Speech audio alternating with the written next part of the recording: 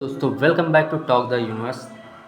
तो हम लोगों ने जो है मैथ्स में कौन कौन सा चैप्टर पढ़ लिया था। हम लोगों ने मैथ्स में जो है पहला चैप्टर आपका 12th क्लास का जो है संबंध एवं फलन पढ़ लिया था, और उसके बाद पढ़ लिया था इनवर्स ट्रिग्नोमेट्रिक फंक्शंस। ओके, तो 2 चैप्टर हम लोगों ने कंप्लीट कर लिए थे। तो आज हम लोग स्टार्ट करने वाले हैं फिज़िक्स। ओके, फिज़िक्स में 12th क्लास का पहला चैप्टर हम लोग स्टार्ट करेंगे, जो कि है कूलाम का नियम एवं वैद्युत क्षेत्र। क्या है बेटा? कूलाम का नियम एवं वैद्युत क्षेत्र। ठीक, तो इस चैप्टर में हम लोग क्या पढ़ेंगे? इस चैप्टर में हम लोग आवेश पढ़ेंगे। ठीक, आवेश कितने प्रकार के होते हैं ये पढ़ेंगे। वैद्युत क्षेत्र क्या होता है, वैद्युत बल रेखाएं क्या होती हैं। ओके, तो बहुत सी चीज़ें पढ़ेंगे। ठीक, तो ओवरऑल हम लोगों को मज़ा आने वाला है। ओके, तो आप लोग इस चैप्टर का नाम डाल लीजिए। ओके, और एक बात बता दें, ये यूनिट जो है ये यूनिट फर्स्ट है, और यूनिट फर्स्ट का नाम है स्थिर वैद्युत की। Okay, electrostatics. क्या नाम है? इलेक्ट्रोस्टैटिक्स। तो हमारे फर्स्ट यूनिट का नाम है इलेक्ट्रोस्टैटिक्स, मतलब हिंदी में क्या कहेंगे? स्थिर वैद्युत की। ये देख लीजिए आप लोग, क्या है? स्थिर वैद्युत की। Okay, electrostatics. ओके, तो इसमें हम लोग सबसे पहले पढ़ेंगे आवेश। क्या पढ़ेंगे? आवेश। तो क्या होता है आवेश, उस पर थोड़ी चर्चा करते हैं हम लोग। तो देखो बेटा, कुछ बातें आप लोगों को हम बता दें।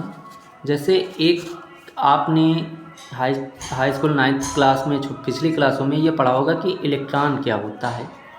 इलेक्ट्रॉन होता है, ठीक, ये पढ़ा होगा। इलेक्ट्रॉन को हम लोग जनरली किससे लिखते हैं? ई से लिखते हैं। उसकी वैल्यू क्या होती है? -1.6 × 10⁻19 कूलम। ओके, अभी डिस्कस करेंगे ये कूलम क्या है, ये सब क्या है। तो अभी के लिए इतना हम समझ लेते हैं कि जो हमारा इलेक्ट्रॉन होता है उस पर जो चार्ज होता है, आवेश जो होता है, वो होता है -1.6 × 10⁻19 कूलम। कहने का मतलब ये इलेक्ट्रॉन जो होता है इस पर कैसा आवेश होता है? ऋणावेश होता है। कैसा आवेश होता है? ऋणावेश होता है। ओके बेटा, क्या होता है? ऋणावेश होता है। तो ये बात हो गई। ठीक, उसके बाद एक चीज़ हम लोग समझेंगे, ये इलेक्ट्रॉन की बात हो गई बेटा। ठीक, उसके बाद हम लोग समझेंगे प्रोटॉन। क्या समझेंगे? प्रोटॉन। प्रोटॉन क्या होता है? तो प्रोटॉन को हम लोग लिखते हैं जनरली P+ से लिख देंगे। ओके, स्मॉल p बनाना हो, यहाँ पर प्लस लिख देना, यहाँ पर इलेक्ट्रॉन पे माइनस लगा देना। क्यों? क्योंकि इस पर ऋणावेश होता है और इस पर कैसा होता है? धनावेश। इसकी वैल्यू क्या होती है? सेम यही होती है, जो इसकी वैल्यू होती है वही इसकी वैल्यू होती है। बस फ़र्क इतना है कि यहाँ माइनस है तो यहाँ क्या होगा? प्लस होगा। ठीक, इसलिए यहाँ पर माइनस लगाया था, यहाँ प्लस है तो यहाँ क्या लगाया? प्लस लगाया। वैल्यू यही रहेगी, क्या? 1.6 × 10⁻19 कूलम। तो इस पर हम लोग साफ साफ देख पा रहे हैं कैसा आवेश है? धनावेश। कैसा है बेटा? धनावेश। धनावेश। तो कैसा आवेश है? धनावेश। ठीक, तो ये हो गया। ठीक, ऋणावेश को हम लोग क्या कहते हैं बेटा? पॉजिटिव, बेटा, नेगेटिव चार्ज। क्या कहते हैं? Negative charge. ठीक, इंग्लिश में कहेंगे। और धनावेश को क्या कहेंगे? Positive charge.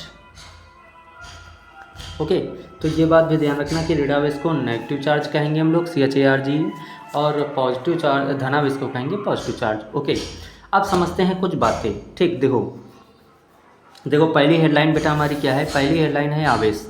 ठीक, आवेश को समझने से पहले हम कुछ बातें समझेंगे। देखो, हमने पढ़ रखा है कि कोई भी वस्तु होगी वो छोटे छोटे कणों से मिलकर बनी है। जो अणुओं से मिलकर बनी है। ओके, और अणु जो हैं वो परमाणुओं से मिलकर बने हैं। तो हम लोग बात करेंगे किसी भी पदार्थ के परमाणु की। तो परमाणु जो होता है बेटा, उसमें परमाणु में क्या होता है? बीच में नाभिक होता है। जैसे कि ये परमाणु है, ओके, और ये परमाणु है। ठीक, ये मान लिया परमाणु है बेटा। ओके, ये क्या है हमारा बेटा? परमाणु, एटम है। ओके, इसके बीच में जो होता है बेटा, हम लोगों को पता है क्या होता है? धनावेश होता है। क्या होता है? ये जो है बेटा, ये है हमारा धनावेश। ये कैसा है? ये धनावेश होता है। कैसा होता है? धनावेश। ठीक, जिसे हम न्यूक्लियस कहते हैं। ये नाभिक है हमारा। क्या है? दैट इज नाभिक। ओके, और चूंकि ये वृत्ताकार है, दिख रहा है आपको, तो इसकी जाहिर सी बात कुछ रेडियस होगी। तो आपको बता दें, जो परमाणु होता है, आप लोग याद कर लेना। ओके, ये बड़ी इंपॉर्टेंट बात बता रहे हैं, बड़ी बेसिक बातें बता रहे हैं, ये आगे आपको चल के आगे भी चैप्टर्स में काम आने वाली हैं। ओके, तो देखो जो परमाणु है बेटा, परमाणु, इसकी जो रेडियस होती है याद कर लेना, लगभग जो होती है ये 10 की पावर माइनस 10, 10 की पावर माइनस 10 मीटर होती है। ओके, क्या होती है? 10 की पावर माइनस 10। हाँ, तो बेटा क्या होता है, परमाणु की जो रेडियस होती है याद रखना, ये आर जो है ये परमाणु की है, ठीक। तो ये कितनी हो, 10 की पावर माइनस 10 मीटर होती है, याद कर लेना, ठीक। इसी को बेटा हम लोग क्या कहते हैं, इस चीज़ को जो देख रहे हो ना 10 की पावर माइनस 10, इसी को हम लोग कहते हैं 1 एंगस्ट्रॉम। क्या कहते हैं बेटा? एंगस्ट्रॉम, कुछ ऐसे लिखते हैं, ठीक। इसी को हम लोग 1 एंगस्ट्रॉम भी कहते हैं, याद कर लेना, ठीक। तो परमाणु की त्रिज्या क्या होती है, 10 की पावर माइनस 10 मीटर होती है। ओके, तो ये याद रखना, ठीक। और 1 एंगस्ट्रॉम, अच्छा एंगस्ट्रॉम क्या है अभी बताइए? मीटर क्या है? मीटर है दूरी का मात्रक, मतलब दूरी को हम लोग मीटर में मापते हैं। वैसे ही दूरी को मापने का ये बहुत छोटा मात्रक है एंगस्ट्रॉम, ये भी दूरी को मापने के काम में आता है, ठीक। 1 एंगस्ट्रॉम में आप खुद ही देख पा रहे हो 10 की पावर माइनस 10 मीटर है। कहने का मतलब ये है कि 0.9 बार 0 लगाएंगे तब 1 आएगा, ठीक। तब वो जो मीटर होगा आप खुद ही देखो, 1 2 3 4 5 6 7 8 9, मतलब इतना छोटा जो मीटर होगा वो कहलाता है 1 एंगस्ट्रॉम। ओके, तो समझ सकते हैं कि पावर के रूप में आप लोग कैसे विजुलाइज कर सकते हैं कि कितना छोटा है। ओके, अब देखो नाभिक क्या है। नाभिक बेटा आपको बताया, परमाणु के जो केंद्र मतलब सेंटर पे होता है वहाँ धनावेश होता है, उसे क्या कहते हैं, नाभिक। और नाभिक की जो रेडियस होती है वो लगभग होती है, याद कर लीजिए आप लोग, 10 की पावर माइनस 15 मीटर, 10 की पावर माइनस 15 मीटर। ओके, 10 की पावर माइनस 15 मीटर। और इसी को शायद बेटा 1 फर्मी कहते हैं। ओके, कंफर्म तो नहीं है इस समय, लेकिन कंफर्म करके आपको हम अगले लेक्चर में भी बताएंगे। हालांकि 90% यही है कि इसी को 1 फर्मी कहते हैं। ओके, क्या कहते हैं? 10 की पावर माइनस 15 को ही 1 फर्मी कहते हैं। और ये तो कंफर्म है बेटा कि 10 की पावर माइनस 10 को 1 एंगस्ट्रॉम कहते हैं, ठीक। तो याद रखना, परमाणु की त्रिज्या 10 की पावर माइनस 10 मीटर, नाभिक की त्रिज्या 10 की पावर माइनस 15 मीटर होती है, ठीक। अब समझते हैं आगे। देखो होता क्या है, इस नाभिक में 2 लोग रहते हैं, एक तो प्रोटॉन रहते हैं और एक न्यूट्रॉन रहते हैं। क्या रहते हैं बेटा?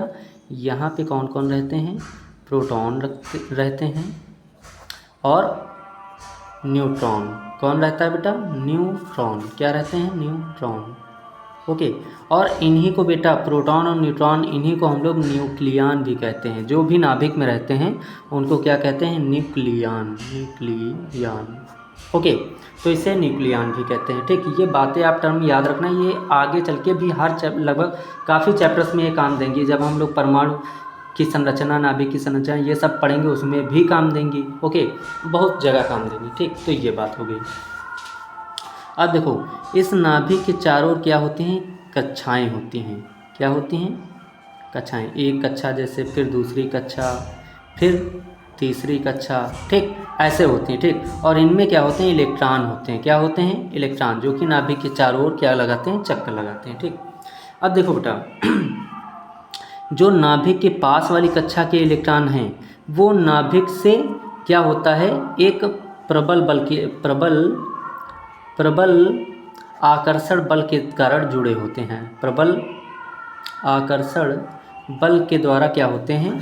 प्रबल आकर्षण बल के द्वारा ये होते हैं, जुड़े होते हैं। समझना बात बेटा, ये समझना आप लोग कि नाभिक की जो पास वाली कक्षाओं के इलेक्ट्रॉन है वो नाभिक से प्रबल आकर्षण बल के द्वारा जुड़े होते हैं, तो उनको उनकी जगह से बाहर निकालना बहुत ही मुश्किल है। बहुत मतलब बहुत बहुत बहुत मुश्किल है।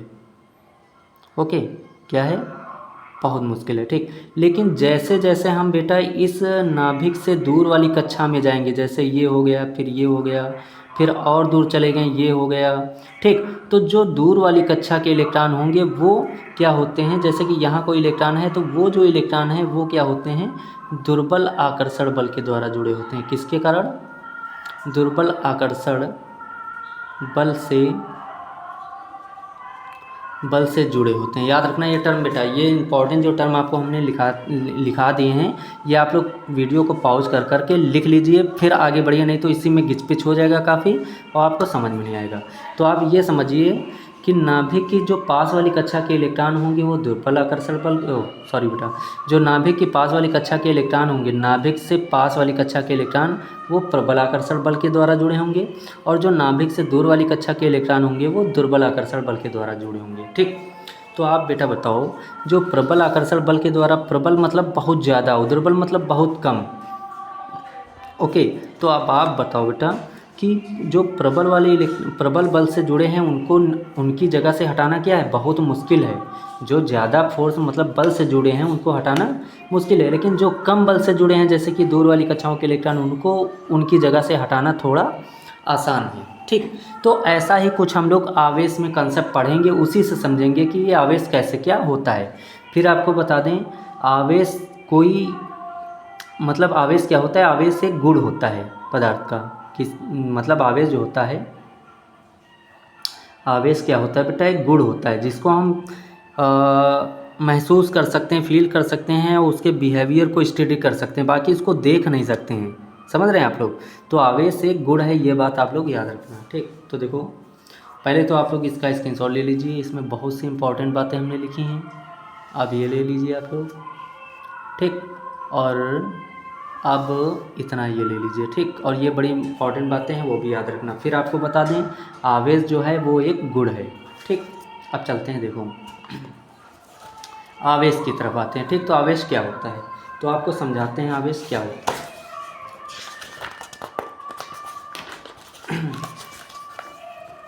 देखो बेटा, जैसे हमने दो वस्तुएं उठाई, क्या उठाई, दो वस्तु।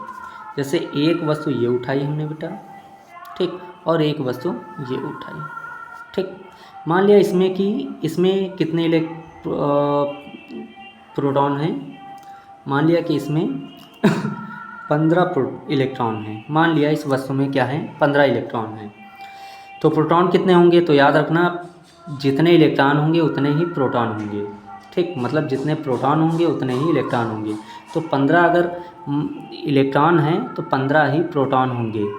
ये स्थित हम कौन सी बात कर रहे हैं बेटा, ये हम निरावेशित वस्तु की बात कर रहे हैं। निरावेशित वस्तुएं क्या होती हैं, जैसे हमने आपसे कहा कि कोई वस्तु निरावेशित है। निरावेशित का मतलब उस पर कोई आवेश नहीं है। आवेश होने का मतलब उसमें जितना माइनस का आवेश होगा उतना ही प्लस का होगा। इसलिए अगर ये निरावेशित वस्तु हैं, ये अभी कैसी वस्तु हैं,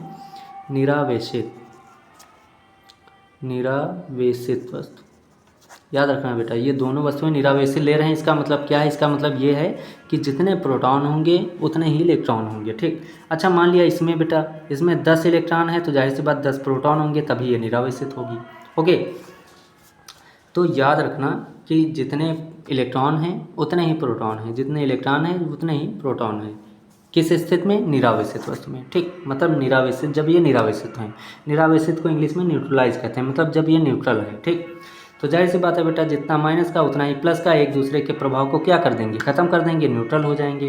यहाँ भी जितना माइनस का है उतना ही प्लस का है, ये दोनों एक दूसरे के प्रभाव को क्या कर देंगे, ख़त्म कर देंगे। ठीक, अब एक बात समझना, अब इनको हमने क्या किया बेटा, उठा के रगड़ दिया, दोनों वस्तुओं को रगड़ दिया। तो रगड़ने के बाद क्या हुआ, रगड़ने के बाद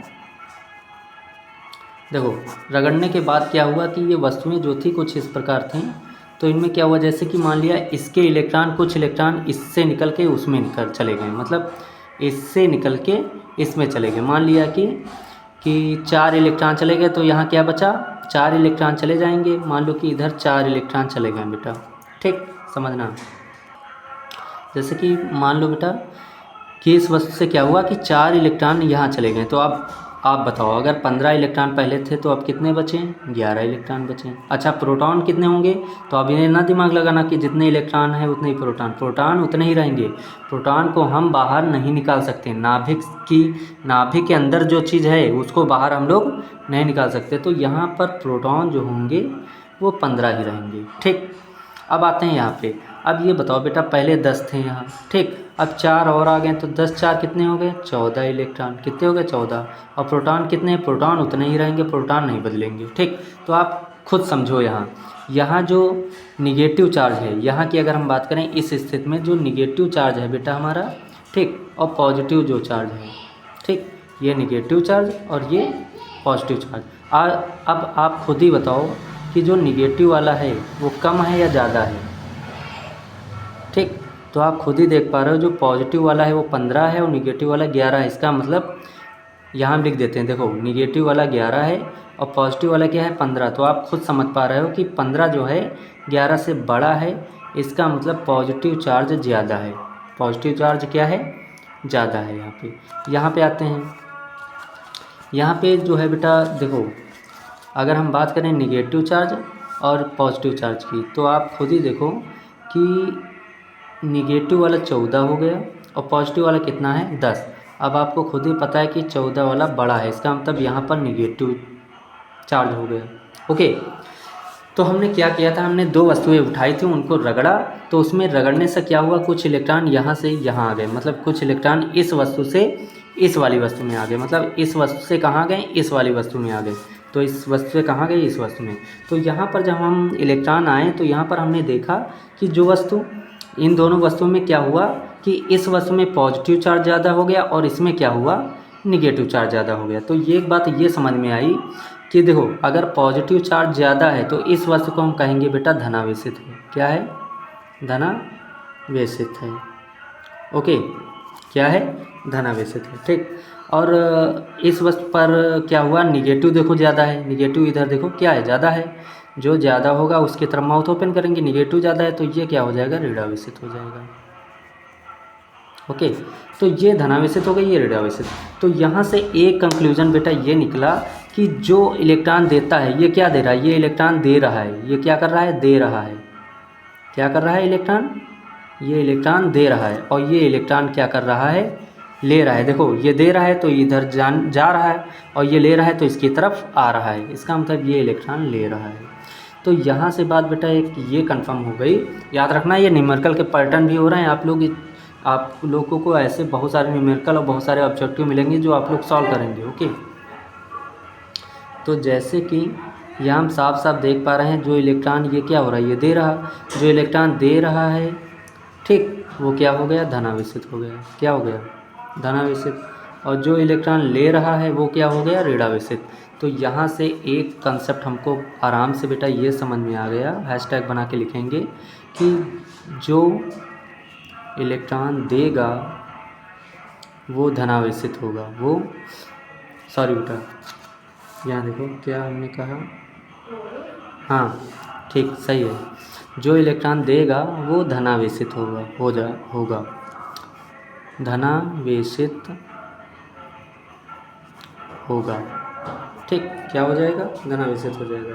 कहने का मतलब ये है कि जो इलेक्ट्रॉन देगा वो धनावेशित हो जाएगा। यहाँ हम साफ साफ देख पा रहे हैं कि ये इलेक्ट्रॉन दे रहा है, इसलिए क्या हो गया, धनावेशित। इसका मतलब ये जो इलेक्ट्रॉन देगा वो धनावेशित होगा।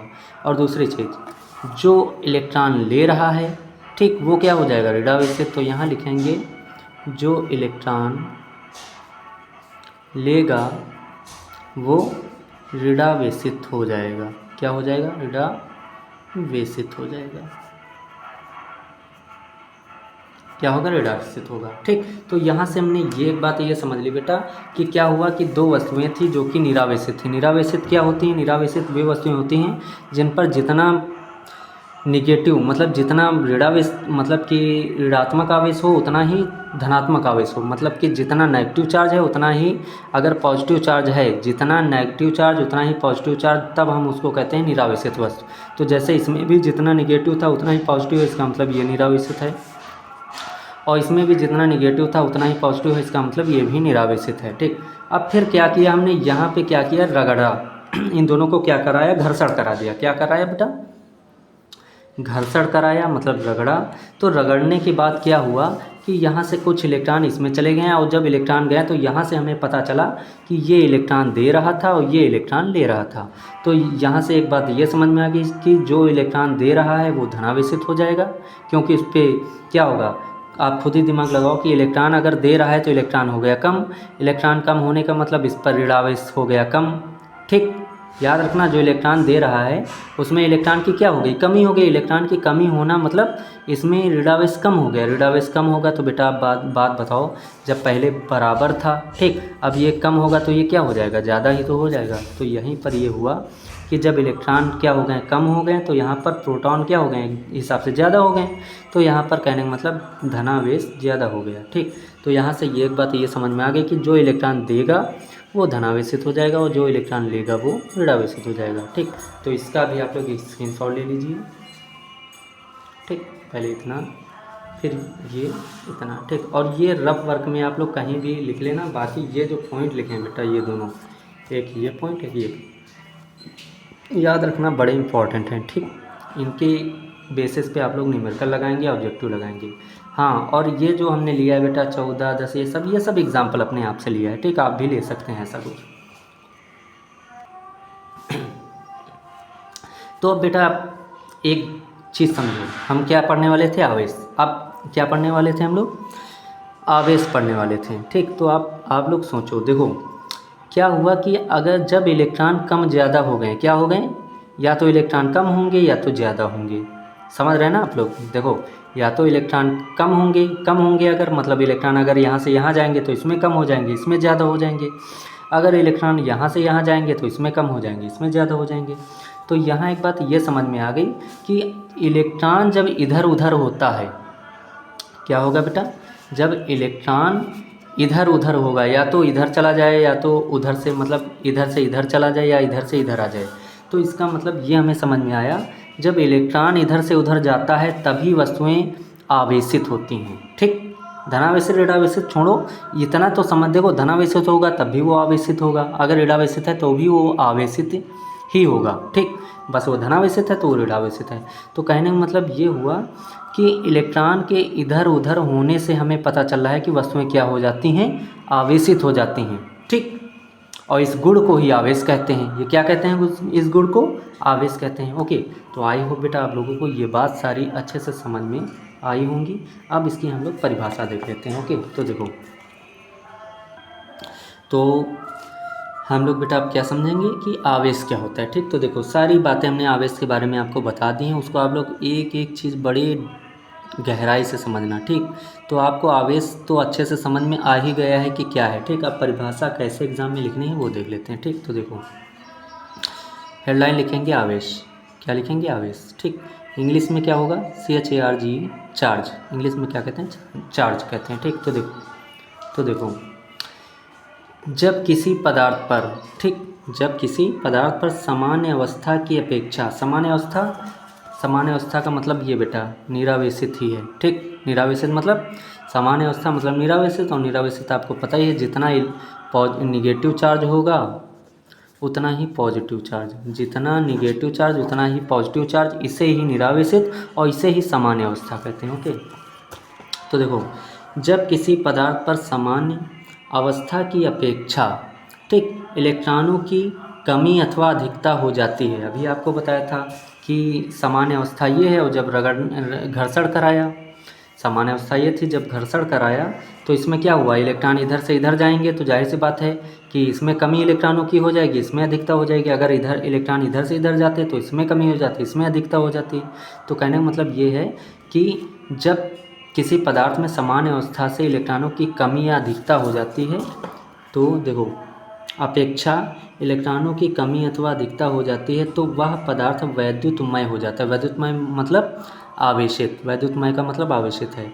तो वैद्युतमय हो जाता है अर्थात उस पदार्थ में वैद्युत का गुण उत्पन्न हो जाता है ठीक। वैद्युतमय हो जाता है, आपको बताया आवेशित हो जाता है ना, आवेशित होने का मतलब ही, आवेशित का मतलब वैद्युतमय।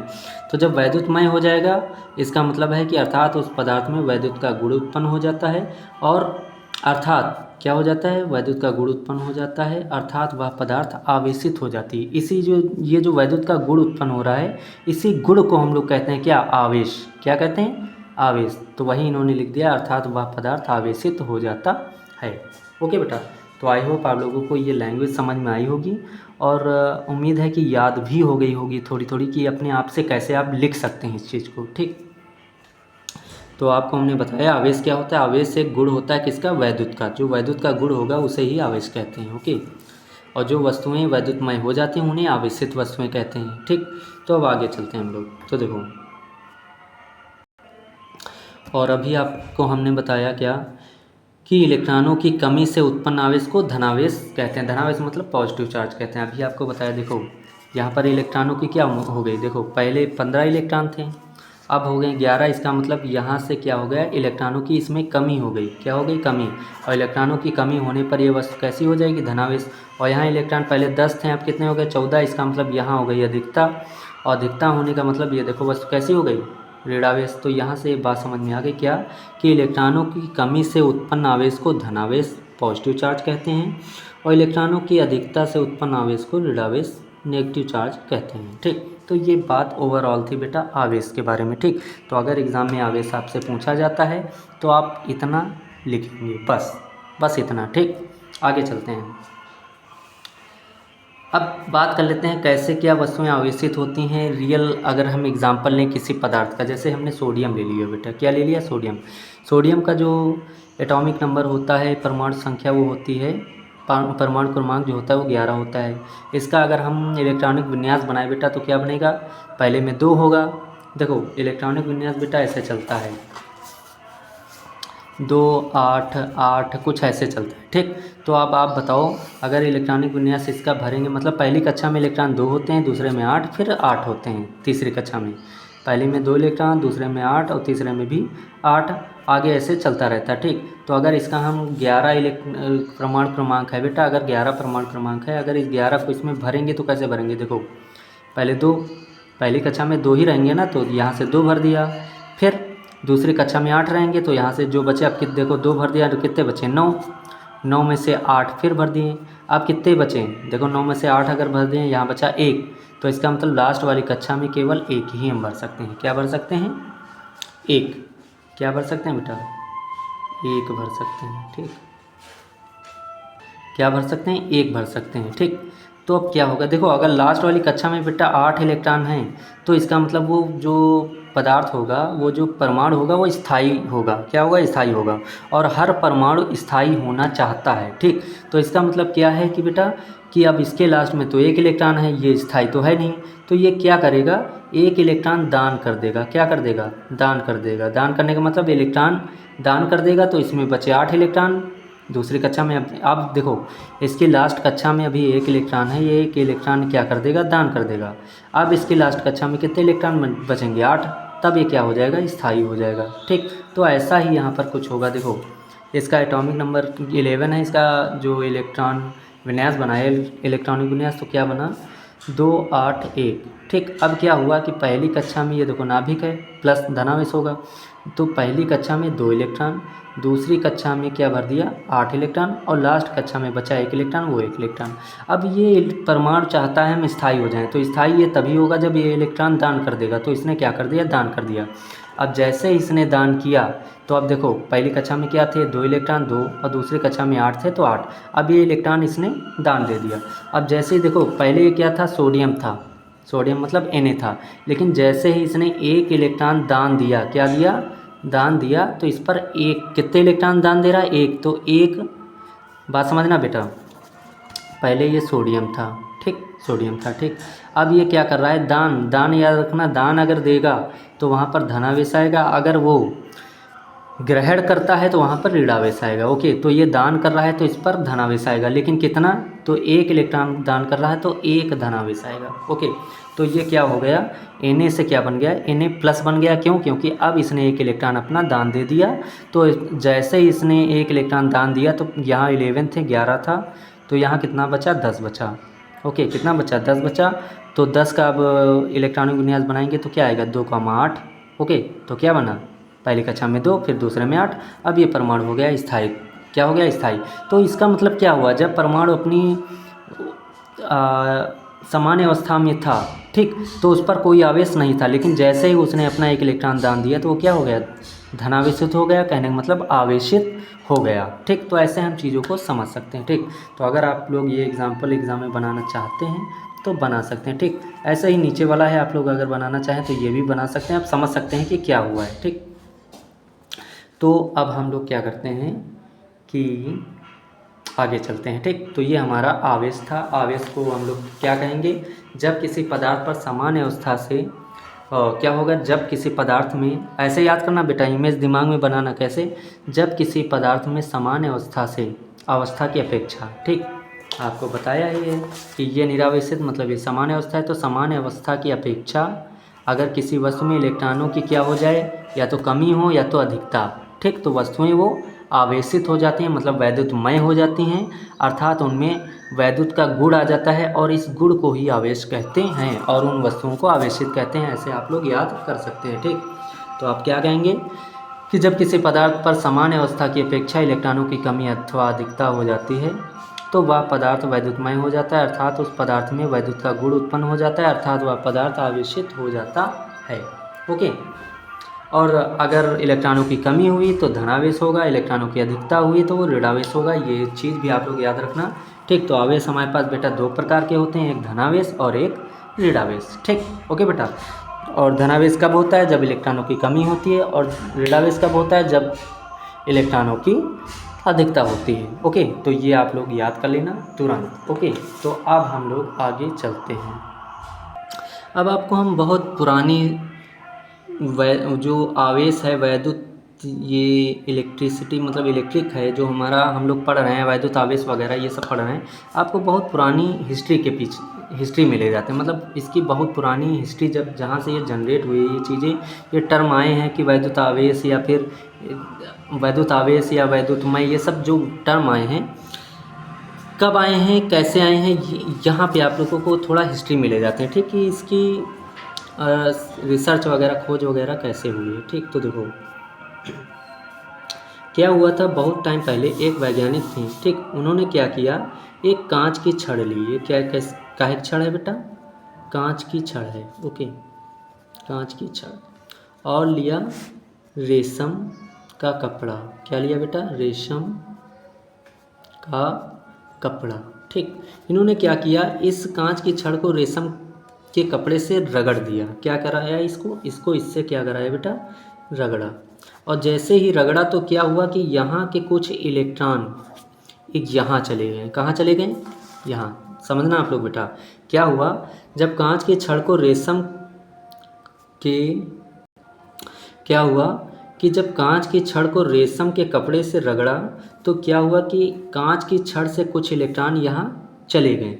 अब आप खुद ही जानते हो कि यहाँ से क्या हो रहा है, ये इलेक्ट्रॉन दे रहा है, यहाँ से जा रहे हैं, यहाँ से क्या हो रहा है, यहाँ से इलेक्ट्रॉन जा रहे हैं, इसका मतलब ये इलेक्ट्रॉन दे रहा है और ये इलेक्ट्रॉन क्या कर रहा है, ले रहा है। तो आप लोग खुद ही अब समझ सकते हो, अगर ये इलेक्ट्रॉन दे रहा है तो इस पर कैसा चार्ज आएगा, धनावेशित, और इस पर कैसा चार्ज आएगा, ऋणावेशित। ओके, तो क्या हुआ कि जब कांच की छड़ को रेशम के कपड़े से रगड़ा गया तो कांच की छड़ से कुछ इलेक्ट्रॉन रेशम के कपड़े में चले गए, जिसके कारण कांच की छड़ में कुछ इलेक्ट्रॉनों की कमी हो गई, जिसके कारण कांच क्या हो गई, धनावेशित हो गई। और रेशम के कपड़े पर जब इलेक्ट्रॉन चले गए तो यहाँ पर इलेक्ट्रॉनों की अधिकता हो गई। क्या हो गई, अधिकता, जिसके कारण वहाँ पर जो है निगेटिव चार्ज हो गया। कैसा चार्ज हो गया, निगेटिव। यहाँ पर पॉजिटिव चार्ज हो गया बेटा और यहाँ पर निगेटिव चार्ज। ओके बेटा, तो आई होप आप लोग ये बात समझ रहे होंगे। ठीक, कि कैसे क्या हुआ कि इन्होंने, वैज्ञानिकों ने ये देखा कि जब कांच की छड़ को रेशम से रगड़ा गया तो यहाँ से कुछ इलेक्ट्रॉन यहाँ चले गए, इसका मतलब यहाँ इलेक्ट्रॉनों की कमी हो गई। तो इन्होंने कहा कि ये धनावेश है। ठीक, किसने, साइंटिस्ट ने। और रेशम के कपड़े पर जब इलेक्ट्रॉनों चले गए तो यहाँ पर इलेक्ट्रॉनों की अधिकता हो गई, तो इन्होंने कहा कि ये निगेटिव चार्ज है। तब इनका नाम, पहले आवेश का मतलब आवेश दो प्रकार के थे ऐसा किसी को पता नहीं था। ठीक, लेकिन जब ये एक्सपेरिमेंट हुए तो पता चला हमको कि आवेश दो प्रकार के होंगे, और बहुत सारी कहानी है, इतनी कहानी तो हम आपको बताएंगे नहीं। तब जाके आगे बहुत सारे, मतलब बहुत पहले इनका नामकरण नहीं किया गया था कि धनावेश होगा कि ऋणावेश, बस इतना माना जा रहा था कि दो टाइप के आवेश हैं। कितने टाइप के, दो टाइप के आवेश हैं। आगे चलकर इनका नाम रखा गया कि जहाँ इलेक्ट्रॉनों की कमी होगी, यहाँ इलेक्ट्रॉनों की क्या हो रही बेटा, कमी होगी, तो उसे हम लोग धनावेश कहेंगे, और जहाँ इलेक्ट्रॉनों की अधिकता होगी उसे हम लोग क्या कहेंगे, ऋणावेश। ओके, तो आई होप बेटा आप लोग ये बात भी आप लोग अच्छे से समझ गए होंगे। ओके, अब बात कर लेते हैं एक और एक और एग्जांपल की, ठीक। तो एक एग्जांपल ये हो गया, एक एग्जांपल आपके सामने और लेते हैं, ठीक। एक हमने क्या किया बेटा, आबनूस की छड़ ली, क्या ली, आबनूस की छड़ ली, ठीक। और लिया क्या, बिल्ली की खाल, क्या लिया बेटा, बिल्ली की खाल। इसमें भी वही घटना हुई, क्या कराया इसको, इससे हमने क्या किया बेटा, रगड़ा, इससे क्या किया, रगड़ा। और जैसे ही हम लोगों ने बेटा इसको रगड़ा तो क्या हुआ कि अब की बार इसके इलेक्ट्रॉन इधर आ गए, क्या हो गया, इसके इलेक्ट्रॉन इधर से इधर आ गए। अब आप खुद ही समझो, अगर इलेक्ट्रॉन इधर से इधर आ रहे हैं इसका मतलब ये इलेक्ट्रॉन दे रहा है, ये इलेक्ट्रॉन दे रहा है। और ये अगर यहाँ से इलेक्ट्रॉन इधर आ रहे हैं तो इसका मतलब यहाँ के मतलब अगर यहाँ से इलेक्ट्रॉन यहाँ आ रहा है इसका मतलब यहाँ इलेक्ट्रॉन ये क्या कर रहा है, इलेक्ट्रॉन ले रहा है। ये बात तो हमको समझ में आ गई, ठीक। अगर ये इलेक्ट्रॉन दे रहा है तो यहाँ इलेक्ट्रॉनों की कमी हो जाएगी, क्या हो जाएगी बेटा, कमी हो जाएगी। और ये इलेक्ट्रॉन अगर ले रहा है तो यहाँ इलेक्ट्रॉनों की अधिकता हो जाएगी, ठीक। कमी होने का मतलब यहाँ पर एक आवेश जनरेट हो जाएगा जिसे हम कमी होने के कारण क्या कहेंगे, निगेटिव चार्ज। हिंदी में क्या कहेंगे बेटा, ऋणावेशित, क्या कहेंगे, ऋणावेशित। और यहाँ पर इलेक्ट्रॉनों की अधिकता हो जाएगी, अधिकता को हम लोग कौन सा आवेश कहते हैं, पॉजिटिव चार्ज, क्या कहेंगे, पॉजिटिव चार्ज। हिंदी में क्या कहेंगे, हिंदी में कहेंगे धनावेशित, क्या कहेंगे, धनावेशित। तो यहीं से हमको बेटा एक बात पता चली, इन एक्सपेरिमेंट से हमको बात पता चली कि आवेश दो प्रकार के होंगे, एक आवेश होगा धनावेशित, एक होगा ऋणावेशित, ठीक। तो जहाँ पर इलेक्ट्रॉनों की अधिकता होगी, क्या बता रहे हैं बेटा, सॉरी बेटा, रुको रुको रुको रुको, एक बात बेटा उल्टा हम बता रहे हैं, ठीक, उल्टा बता गए, सॉरी बेटा। देखो जहाँ कमी होगी वो क्या होगा, धनावेश। आप खुद ही समझो, जहाँ इलेक्ट्रॉन कम हो गया इसका मतलब धनावेश ज़्यादा हो गया, वहाँ पर प्रोटॉन ज़्यादा हो गया। प्रोटॉन देखो, इलेक्ट्रॉन अगर कम होंगे तो प्रोटॉन ज़्यादा हो गए, प्रोटॉन पर धनावेश होता है, इसलिए क्या होगा, कमी के कारण। तो आप कहेंगे जो इलेक्ट्रॉनों की कमी के कारण आवेश उत्पन्न होगा तो उन्होंने उसका नाम क्या रखा, धनावेश। और जो इलेक्ट्रॉनों की अधिकता के कारण जो आवेश उत्पन्न हुआ तो उसे उन्होंने क्या कहा, ऋणावेश, ठीक। तो अगर कोई पूछे धनावेश ऋणावेश तो आप कह सकते हैं कि इलेक्ट्रॉनों की कमी के कारण जो आवेश उत्पन्न होगा उसे आप कहेंगे धनावेश, क्या कहेंगे, धनावेश। और जो इलेक्ट्रॉनों की अधिकता के कारण आवेश उत्पन्न होगा उसे आप कहेंगे ऋणावेश। ओके बेटा, तो आई होप आप लोगों ने इन दोनों एक्सपेरिमेंट को अच्छे से एंजॉय किया होगा, ठीक। तो इन्होंने यही किया था क्या, कि पहली बार कांच की छड़ को रेशम से रगड़ा गया और दूसरी बार आबनूस की छड़ को बिल्ली की खाल से, ठीक। यहाँ से इलेक्ट्रॉन इधर जा रहे थे, इसमें क्या हुआ था, इसमें इलेक्ट्रॉन इधर से इधर आ रहे हैं, ठीक। तो ये आप लोग क्या कर सकते हैं कि अपनी रफ कॉपी में ऐसे बना सकते हैं ताकि आप लोगों को याद रहें ये चीज़ें, ठीक। ये हो गया, जैसे कि इसका आप लोग इतना स्क्रीनशॉट पहले ले लीजिए, ले लिया ना, ठीक। और ये रफ कहीं पर अच्छी जगह में करना ताकि आप कभी भी पढ़ेंगे तो आपको याद आ जाएगा, ठीक। आप किसी से बताएंगे तो वो भी इंटरेस्ट लेगा कि ये चीज़ें कैसे क्या वर्क करती हैं, ठीक। बाकी आपकी बुक जो होंगी, बुक्स जो होंगी, टेक्स्ट बुक, उसमें ये सब दिया होगा तो आप लोग इसको रीड कीजिए अच्छे से और समझिए कि बातें कैसे क्या आखिर चल रही हैं, ठीक। तो ये जो एग्ज़ाम्पल हमने बेटा आपको समझाए हैं तो उसी के आधार पर यहाँ पर हमने क्या किया, ये कर लिया, ठीक। अच्छा, तो आगे चलते हैं हम लोग,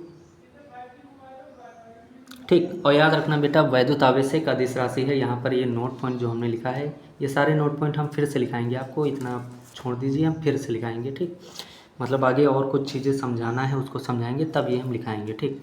अब आ जाते हैं आवेशन के प्रकार। आवेशन मतलब कि कैसे क्या वस्तुओं को हम आवेशित कर सकते हैं। पहली चीज़ तो हमने पहला आवेशन आपको पहले ही बता दिया है कि दो वस्तुओं को, निरावेशित वस्तुओं को जब रगड़ेंगे, घर्षण कराएंगे, ठीक। तो यहाँ पर आवेशन की टोटल 3 विधियाँ हैं। कितनी विधियाँ हैं बेटा, 3 विधियाँ, ठीक। तो यहाँ लिखेंगे आप लोग आवेशन के प्रकार, टाइप्स ऑफ चार्जिंग, ठीक। तो पहली विधि जो है हमारी बेटा वो घर्षण द्वारा, कौन से द्वारा, आवेशन का प्रकार जो है वो है घर्षण द्वारा, ठीक। बाई फ्रिक्शन, इंग्लिश में कहते हैं बाई फ्रिक्शन। इसमें क्या होता है आपको हमने अभी भी समझा दिया, कांच की छड़ को रेशम के कपड़े से रगड़ने पर, ठीक, जो रगड़ेंगे तो आवेश जो उत्पन्न होगा उसे ही कहेंगे, कौन सी विधि से आवेश उत्पन्न हुआ है, घर्षण द्वारा, तो उसे कहेंगे घर्षण विधि द्वारा आवेशन हुआ है, ठीक।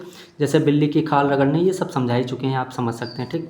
आगे एक एग्जाम्पल ये भी है, आप लोगों ने बचपन में किया होगा काफ़ी, कि सूखे बालों में कंघा करने पर, सूखे बालों में आप कंघा करेंगे तो उसमें भी एक आवेश उत्पन्न हो जाता है। तो क्या हो रहा है, वो बार बार आप जब कंघे को बाल से खींच रहे हैं तो वो बाल क्या हो रहा है, बाल से रगड़ ही तो रहा है ना, तो वो घर्षण द्वारा आवेशन होता है। ठीक, दूसरा जो मेथड है बेटा वो है हमारा स्थिर विद्युत प्रेरण द्वारा, स्थिर वैद्युत प्रेरण द्वारा। ठीक, बाई इलेक्ट्रोस्टैटिक इंडक्शन, इंग्लिश में कहते हैं बाई इलेक्ट्रोस्टैटिक इंडक्शन। ठीक, स्थिर वैद्युत प्रेरण द्वारा।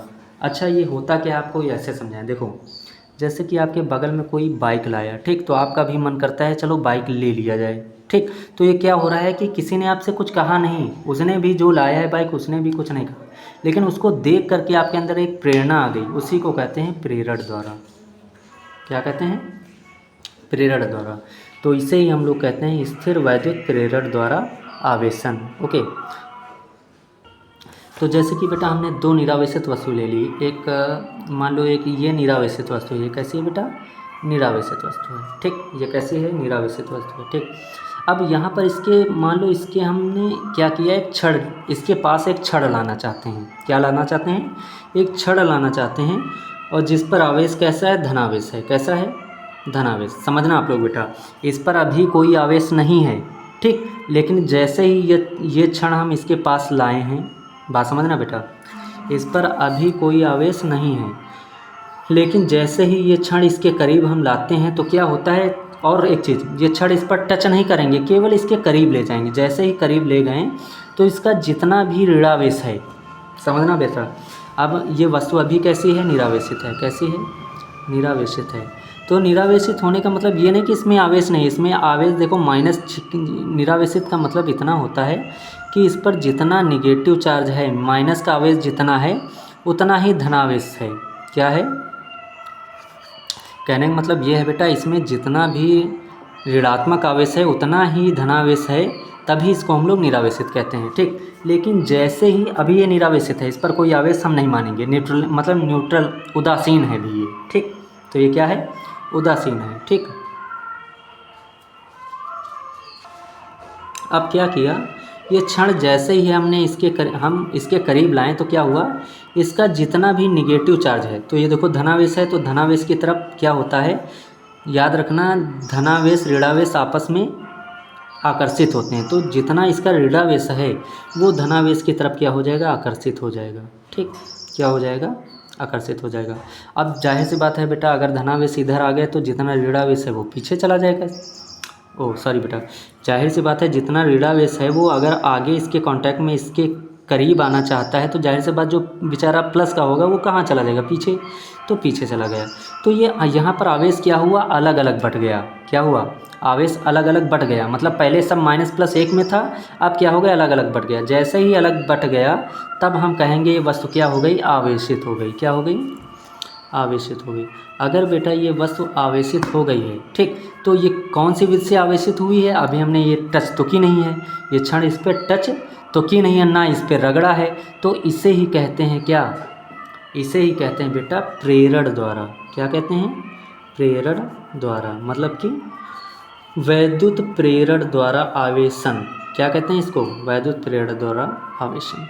ओके बेटा, तो आई होप आप लोग ये बात भी समझ रहे होंगे कि कैसे क्या। तो वही हुआ है, जैसे ही इसके पास हमने क्या की बेटा, धनावेश ले गए, तो इसका जितना माइनस का था वो धनावेश की तरफ आकर्षित होगा, और ऋण प्लस का क्या बोल जाते हैं, सॉरी बेटा, तो जैसे ही धनावेश के छड़ ले गए तो इसका जितना ऋणावेश है वो धनावेश की तरफ आकर्षित हो गया, और धनावेश कहाँ चला गया, पीछे। तो ऋणावेश आगे आकर्षित हो गया और धनावेश पीछे चला गया। ठीक, अगर यहीं पर इस वस्तु मान लो अभी ये निरावेशित है, इसी के कांटेक्ट में अगर मान लो पहली बार क्या हुआ, धनावेशी ले गए, अगर मेरा मन है कि ऋणावेशी ले जाएं, जब ऋणावेशी ले जाएंगे तो अब ऋणावेशित की तरफ देखो, जब निगेटिव चार्ज होगा तो उसकी तरफ कौन सा आकर्षित होगा, धनावेश। तो ऋणावेशित के चक्कर में इसका जो धनावेश है वो आगे की ओर आ जाएगा और ऋणावेशित कहाँ चला जाएगा, पीछे। समझना बेटा, देखो आपको बता दें, जैसे पॉजिटिव चार्ज और निगेटिव चार्ज है ये एक दूसरे को आकर्षित करते हैं। क्या करते हैं, आकर्षित। इसी के कारण क्या होगा कि जब हम माइनस का आवेश, माइनस की मतलब माइनस ऋणावेशित कोई वस्तु इसके करीब ले जा रहे हैं तो इसका जितना धनावेशित है वो ऋणावेशित के मतलब ऋणावेश के क्या हो जाता है, आकर्षित होता है, मतलब ऋणावेश और ये धनावेश, इसका जो धनावेश है उसको वो ये ऋणावेश इसके धनावेश को आकर्षित करता है। जब इसके धनावेश को आकर्षित करेगा तो इसका जितना ऋणावेश है वो कहाँ चला जाएगा, पीछे। धनावेश आगे चला गया, ऋणावेश पीछे, ठीक। तो ऐसा ही कुछ इसमें होता है, ठीक। ओके बेटा। और आपको एक बात बता दें बेटा, किसी भी वस्तु में जो मुक्त इलेक्ट्रॉन होते हैं, ये देखो जो इलेक्ट्रॉन इधर से उधर जा सकते हैं, जो हमने बताया था कि जिन इलेक्ट्रॉनों को अपनी कक्षा से आसानी से हम हटाकर दूसरे वस्तु में ले जाएं या फिर उनको हटा के दूसरी कक्षा में ले जाएं, जो इलेक्ट्रॉन अपनी कक्षा को छोड़कर आसानी से दूर, मतलब कि अगर कोई इलेक्ट्रॉन अपनी कक्षा को आसानी से छोड़ के दूसरी कक्षा में या दूसरी वस्तु में जा सकता है, उसे हम लोग कहते हैं मुक्त इलेक्ट्रॉन। क्या कहते हैं, मुक्त इलेक्ट्रॉन कहते हैं, ठीक। मुक्त इलेक्ट्रॉन को इंग्लिश में फ्री इलेक्ट्रॉन्स कहते हैं। क्या कहते हैं, फ्री इलेक्ट्रॉन्स। तो याद रखना कि किसी भी पदार्थ में, ठीक, जिसमें इलेक्ट्रॉन बहुत हैं, तो उसमें क्या होता है, लगभग 10⁻22, ठीक, पर सेंटीमीटर क्यूब फ्री इलेक्ट्रॉन्स होते हैं। मतलब किसी भी टुकड़ा लेंगे, पदार्थ लेंगे, तो उसमें आवेश की, अगर हम इलेक्ट्रॉन की बात करें, मुक्त इलेक्ट्रॉन की, तो वो लगभग 10⁻22 इलेक्ट्रॉन होते हैं पर इलेक्ट्रॉन, ठीक। क्या बोल जाते हैं, मतलब कि कोई भी पदार्थ लेंगे, ठीक, खासकर धातु, तो उसमें क्या होता है, तो कोई भी टुकड़ा लेंगे, कोई मतलब पदार्थ होगा, धातु वगैरह जैसे, तो उसमें पर सेंटीमीटर क्यूब मुक्त इलेक्ट्रॉन कितने होते हैं, 10⁻22। ये आप लोग याद कर लेना, ओके। अब बात कर लेते हैं चालन द्वारा। तो चालन बेटा ये होता है कि जैसे कोई वस्तु रखी है, अब की बार हम उसको टच करा देंगे। क्या करा देंगे, टच, तब जो आवेश उत्पन्न होगा उसे कहेंगे चालन द्वारा आवेशन, ठीक। जैसे कि कोई बैटरी है, ठीक, उसमें क्या किया, एक सेल हमने लिया बेटा, वो कोई बैटरी लिया और उसमें कोई क्या किया कि कोई बैटरी लिया, उसमें कोई ऋणावेशित वस्तु लेकर आए, उसको हमने टच करा दिया। जैसे ही ऋणावेशित टच कराया ऋणावेशित में, तो उसमें जो आवेश उत्पन्न होगा उसे हम कहेंगे चालन द्वारा आवेशन। ओके बेटा। तो आई होप आप लोगों को इतना अच्छे से समझ में आ गया होगा, ठीक। अब बात कर लेते हैं, देखो वैद्युत आवेश हम लोगों ने समझ लिया। वैद्युत आवेश के मात्रक की बात कर लेते हैं। तो देखो आवेश का मात्रक बेटा क्या होता है, एसआई यूनिट जो होता है वो होता है एम्पियर सेकंड या फिर कूलाम। याद कर लेना आप लोग, कहाँ से आया है एम्पियर सेकंड। देखो हमने फार्मूला हाई स्कूल में पढ़ा है बेटा, Q बराबर IT, ठीक। क्यों, अब Q का मात्रक निकाल रहे हैं, तो Q का मात्रक क्या आ जाएगा, I मतलब एम्पियर और इंटू T मतलब सेकंड। तो यहाँ से ये एम्पियर सेकंड आया है, ठीक। तो आवेश का मात्रक, ये आवेश है ना बेटा, ये क्या है आवेश, तो आवेश का मात्रक यहाँ से आया है एम्पियर सेकंड, ठीक। तो यहाँ पर हमने लिख दिया SI यूनिट, आवेश का मात्रक SI यूनिट, SI यूनिट को या फिर MKS पद्धत। याद रखना, अगर पूछे SI यूनिट बताओ या फिर MKS पद्धत, तो आप समझ जाना कि ये यही यूनिट पूछ रहा है, ठीक। तो SI और MKS दोनों एक ही हो जाते हैं, ठीक, लगभग, ठीक। तो SI यूनिट इसका एम्पियर सेकंड या फिर कूलाम हो जाएगा, ये याद कर लेना। उसके बाद इसका एक इलेक्ट्रोमैग्नेटिक यूनिट होता है एब कूलाम, ये भी आप लोग याद कर लेना। एक होता है CGS यूनिट, अगर पूछे तो स्टैट कूलाम, जिसको इंग्लिश में स्टैट कूलाम कहते हैं, ओके बेटा। तो ये CGS यूनिट है। अगर MKS पूछे तो ये आप बताओगे, या फिर SI पूछे तब भी पर आप ये बताओगे। अगर इलेक्ट्रोमैग्नेटिक यूनिट पूछेगा तो आप ये बताओगे, अगर CGS पूछता है तो ये बताओगे, ठीक। अगर विमा की बात करें बेटा, तो विमा यहाँ से बना सकते हैं। देखो एम्पियर की विमा A होती है और सेकंड मतलब समय की विमा T होती है। तो बड़े ब्रैकेट के अंदर हम लिख सकते हैं AT, ओके। और आप लोग याद कर लीजिए, एक कूलाम में 3 × 10⁹ स्टैट कूलाम होते हैं, या फिर 1/10 ऐब कूलाम भी होते हैं। ये आप लोग याद कर लीजिए, मतलब कि एक कूलाम में 3 × 10⁹ स्टैट कूलाम और एक ही कूलाम में 1/10 ऐब कूलाम होते हैं। ये बात भी आप लोग याद कर लेना, ठीक। तो आज के लिए हम लोग इतना ही करते हैं। आई होप आप लोग अच्छे से समझ पाए होंगे और अच्छे से एंजॉय किया होगा, ठीक। और बाकी आने वाले लेक्चर्स में हम और अच्छे से फिजिक्स को हम लोग एनालिसिस करेंगे, पढ़ेंगे और डिटेल में डेप्थ में जाके अच्छी से अच्छी चीज़ें इसमें हासिल करेंगे, ग्रहण करेंगे, ताकि हमको और अच्छे से मज़ा आए इसमें, ठीक, फिजिक्स पढ़ने में, ओके बेटा। तो आज के लिए इतना ही करते हैं, ठीक। अच्छा, इसका आप लोग स्क्रीनशॉट ले लीजिए, ठीक, और इसका ले लिया, उसके बाद इसका ले लीजिए, ठीक। तो आज के लिए इतना ही करते हैं, मिलते हैं नेक्स्ट वीडियो में। तब तक के लिए अपना ख्याल रखना, हंसते रहिए, मुस्कुराते रहिए, पढ़ते रहिए और हमारा थोड़ा सा सपोर्ट करते रहिए, ठीक। तब तक के लिए बाय बाय, टेक केयर।